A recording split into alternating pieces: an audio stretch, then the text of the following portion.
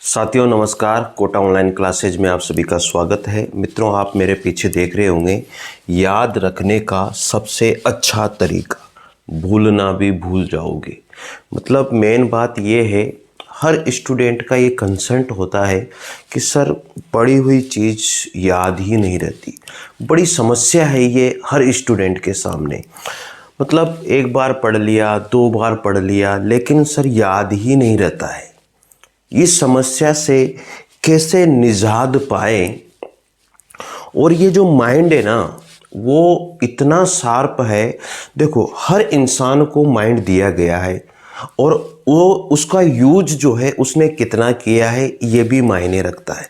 लेकिन साथियों, यहाँ पर मैं ये बात कहूँगा कि जितने भी साथी हैं जो भी एग्ज़ाम की तैयारी कर रहे हैं, परीक्षा की तैयारी कर रहे हैं, हर बंदा बहुत मेहनत करता है। लेकिन कुछ बंदे ऐसे होते हैं जो कहते हैं कि सर याद नहीं होता है। याद तो होता है लेकिन सर वो याद ही नहीं आता है। ऐसी समस्याएं बहुत सारे स्टूडेंट के साथ होती है और उन समस्याओं से हम लोग निजात कैसे पाए। एक जो तरीका है जो बहुत सारे स्टूडेंट ने अपनाया है और इसके ऊपर बहुत बड़ी रिसर्च भी हुई, साइकोलॉजी रिसर्च भी हुई और उस तरीके को अपना करके बहुत सारे स्टूडेंट ने इस याद रखने के फॉर्मूले में बहुत फ़ायदा उनको हुआ है।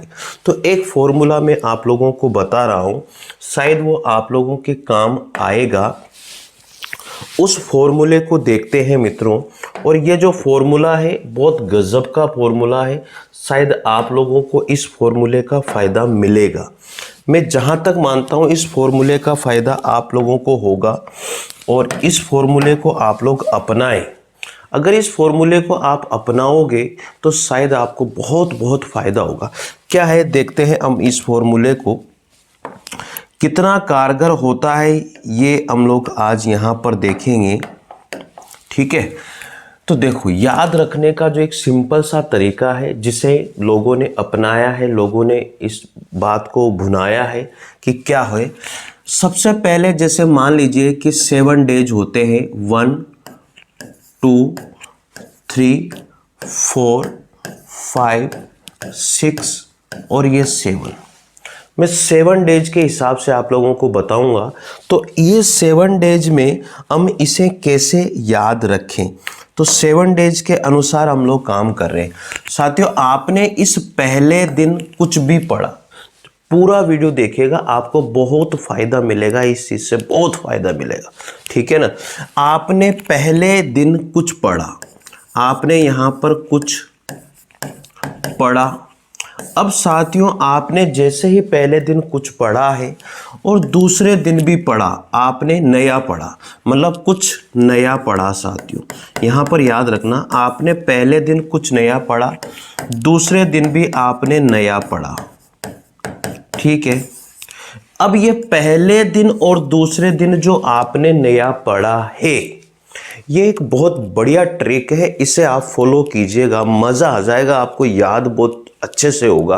ये गारंटी है मेरी। अगर आप भूल के भी भूल जाओगे तो मुश्किल है भूलना, ये मान लेना। आप लोग ज़बरदस्ती करोगे ना भूलने की तो भी नहीं भूल पाओगे। एक बार इस ट्रिक को अपना के देखिए आप लोग, हर स्टूडेंट से कराओ। ठीक है, आपने पहले दिन नया पढ़ा, दूसरे दिन भी नया पढ़ा, लेकिन तीसरे दिन मैं आपसे ये कहूँगा साथियों, पहले दिन और दूसरे दिन, पहले दिन और दूसरे दिन, जो पहले दिन और आपने जो दूसरे दिन, पहले दिन और दूसरे दिन जो पढ़ा है, इसे आपको क्या करना है, रिवाइज करना है। यानी कि पहले दिन आपने पढ़ा, दूसरे दिन आपने पढ़ा, जो नया पढ़ा है उसे आप तीसरे दिन क्या करोगे, रिवाइज करोगे साथियों। यानी कि तीसरे दिन आपको बिल्कुल भी नया नहीं पढ़ना है। अगर आपका पहले दिन और दूसरे दिन पढ़ा हुआ रिवाइज हो जाता है तो आप नया पढ़ सकते हो, नहीं तो नहीं पढ़ना है। अब आगे बढ़ते हैं। 3 डेज का मामला हमारे क्लियर हो चुका है। 4th दिन में हम नया पढ़ेंगे। ठीक है, नया पढ़ेंगे साथियों। ठीक है, 5 डेज में भी हम लोग क्या करेंगे, नया पढ़ेंगे। ठीक है, और 6 डेज में भी हम लोग क्या करेंगे, नया पढ़ेंगे। ठीक है, इसके बाद में अब जो 7 डेज आता है, जैसे मान लीजिए कि संडे के हिसाब से अगर हम लोग बात करें कि 7 डेज हमारा संडे है, मतलब 7 डेज मान के चलो आप, तो संडे हो या नहीं हो उससे कोई फर्क नहीं पड़ता है।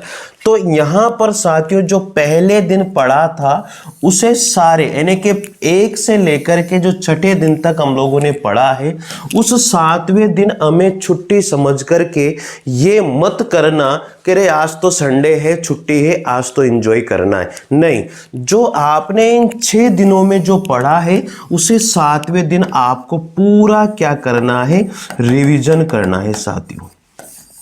पूरा क्या करना है, रिवीजन करना है। अगर आपने इस फॉर्मूले को अप्लाई किया अपने जीवन में, मैं गारंटी दे रहा हूं, अगर एक भी क्वेश्चन बाहर चला जाए, एक भी क्वेश्चन आपका भूलना आपके मन से निकल जाए, ऐसा हो ही नहीं सकता। आप एक बार अप्लाई करके देखिए अपने इस फॉर्मूले को साथियों, गारंटी है मेरी।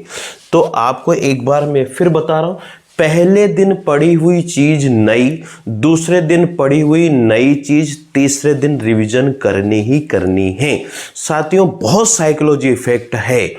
फिर इसके बाद में आपको तीसरे दिन रिवाइज किया, चौथे दिन नया पढ़ा, 5वें दिन नया पढ़ा, छठे दिन नया पढ़ा, उसके बाद में 7वें दिन पर आओगे तो पहले से लेकर के 5 छठे तक जो पढ़ा है उसे 7वें दिन पूरा रिवाइज करना है, पूरा रिवाइज करना। जब रिवाइज हो गया तब फिर एंजॉय करना है।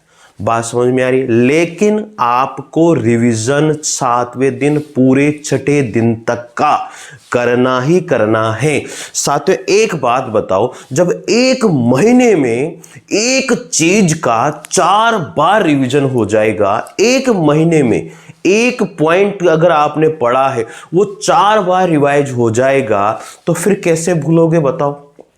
भूल पाओगे क्या? कभी नहीं भूल पाओगे, गारंटी मेरी। अगर आप भूल के भी नहीं भूल पाओगे भाई। एक बार इस फॉर्मूले को अपना के देखिए। मैं सभी स्टूडेंट से कहता हूं, अब ये तो हो गई याद रखने का सबसे अच्छा तरीका। अब आप लोगों को मैं साथियों पूरी बात समझिए। अगर आपको लगता है कि नहीं सर ने बढ़िया बात बताई है, चैनल से जरूर जुड़िएगा। मैं यहाँ पर हिंदी साहित्य का इतिहास, काव्य शास्त्र, ग्रामर सब कुछ मैं यहाँ पर आपको क्लियरली पढ़ा रहा हूँ। और आप जुड़िए इस चैनल से, बहुत बढ़िया चैनल है, आपको मजा आ जाएगा साथियों। चैनल को निश्चित सब्सक्राइब कीजिए। अब बात करते हैं किताब पढ़ने वाली।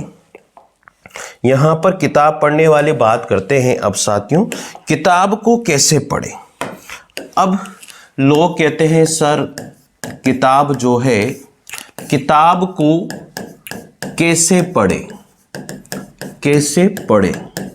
ये भी मैं आप लोगों को बता देता हूं किताबें कैसे पढ़ी जाती है। जो कंपटीशन कर रहे हैं या कोई भी अदर एग्जाम की तैयारी कर रहे हैं, वो स्टूडेंट किताब को कैसे पढ़े इस बात को भी जान लीजिए साथियों। आपको मैं बता दूं, जब भी आप पहली बार किताब पढ़े, पहली बार किताब जब पढ़ रहे हो तो आप केवल उसे पढ़े, बस केवल उसे पढ़े और कुछ नहीं करें। बस पढ़ते जाइए, पढ़ते जाइए, पढ़ते जाइए, पढ़ते जाइए, पढ़ते जाइए। कुछ नहीं करना उसको। आपने एक बार पढ़ लिया, साहब हमारी किताब आज पूरी हो गई। जब पहली बार आपने किताब पढ़ ली तो दूसरी बार जब आप किताब को पढ़ रहे हो, दूसरी बार जब किताब को पढ़ रहे हो तो आपको क्या करना है? जब आपने किताब को एक बार पढ़ लिया, आपको पता लग जाता है कि कहां कहां क्या क्या लिखा हुआ है, ये गारंटी है मेरी, पता लगता है।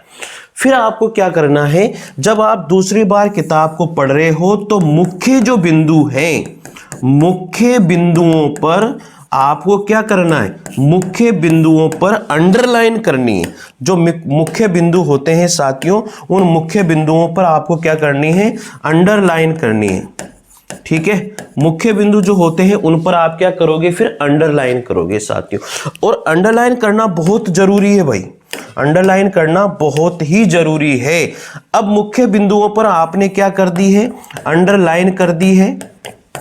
जब मुख्य बिंदुओं पर आपने अंडरलाइन करी, जब आप उसी किताब को, मित्रों मैं आपसे कह रहा हूं, जब उसी किताब को आप तीसरी बार पढ़ोगे, यानी कि तीसरी बार तीसरी बार जब किताब को पढ़ोगे तो साथियों मैं गारंटी दे रहा हूं आपको पूरी किताब पढ़ने की जरूरत ही नहीं है। जो नोट्स बनाने में जो टाइम वेस्ट करते हैं ना लोग, वो नोट्स बनाने में टाइम वेस्ट आपको करने की जरूरत ही नहीं है। फिर आपको जो अंडरलाइन करी है, आपने जो मार्कर से हाइलाइटर से जो आपने हाईलाइट किया है जिस चीज को, बस उसको पढ़ने की जरूरत है और किसी को पढ़ने की जरूरत नहीं रहेगी। तो ये है किताब पढ़ने का तरीका। मैंने आपको बता दिया है, 2 तरीके बता दिए, याद कैसे रखा जाता है, किताब कैसे पढ़ी जाती है। साथियों बात अच्छी लगे तो कमेंट निश्चित रूप से करना कि सर मजा आ गया, इसी तरह से पढ़ना चाहिए। तो साथियों निश्चित रूप से चैनल से जुड़िएगा, सब्सक्राइब कीजिएगा। और यहां पर कंपटीशन करने वाले हिंदी से, वो साथियों मैं आपको बता दूं, केओसी कोटा ऑनलाइन क्लासेज ऐप को डाउनलोड करके मैंने डिस्क्रिप्शन में लिंक दिया हुआ है, तो वहां से टेस्ट सीरीज जरूर ज्वाइन कीजिएगा। फर्स्ट ग्रेड की, सेकंड ग्रेड की हिंदी की टेस्ट सीरीज बहुत जबरदस्त टेस्ट सीरीज है। एक एक क्वेश्चन 10-10 क्वेश्चन को लेने वाला क्वेश्चन है। तो साथियों मजा आ जाएगा आपको, गारंटी दे रहा हूं मैं। तो निश्चित रूप से चैनल को सब्सक्राइब कीजिए, लाइक और शेयर जरूर कीजिएगा। मिलते हैं अगली नॉलेज के साथ, तब तक के लिए जय हिंद, जय भारत। साथियों समस्या आती है, समस्याओं से घबराना नहीं है। जिंदगी में इस तरह की समस्या आती रहेगी और हम उन समस्याओं से निजात पाते रहेंगे। संघर्ष की कहानी लिखनी है, संघर्ष की कहानी बढ़ानी है, संघर्ष की कहानी को मील का पत्थर साबित करना है। यही जीवन है और यही रवानी है। तो मित्रों मिलते हैं आगे इसी समस्या के साथ। इसी की कौन सी समस्या अब हमें आ रही है, उसका निजात पाने के साथ बढ़ते हैं साथियों आगे एक कदम और। सभी को जय हिंद, जय भारत। Thank you.